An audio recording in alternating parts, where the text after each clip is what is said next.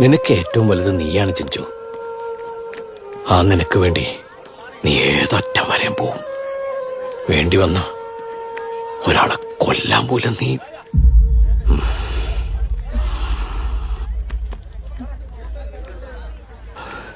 എനിക്ക് ഒരുപാട് ഇഷ്ടമാണ് നിന്നെ. പക്ഷെ ഇനി ഇങ്ങനെ മുന്നോട്ട് പോയാല് ചിലപ്പോ ലോകം കണ്ടതിലെ ഏറ്റവും വലിയ ശത്രുക്കളായി നമ്മൾ മാറും. എനിക്കത് സഹിക്കില്ല.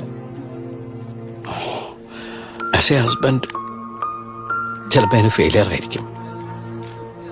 പക്ഷേ ആസ് എ ഫ്രണ്ട് ഞാൻ എന്നുണ്ടാവും. അത് മതി നമ്മുടെ ഇടയില്. അപ്പം ഹാപ്പി ആയിട്ടിരിക്കുക. Enjoy your life. Wish you all the best.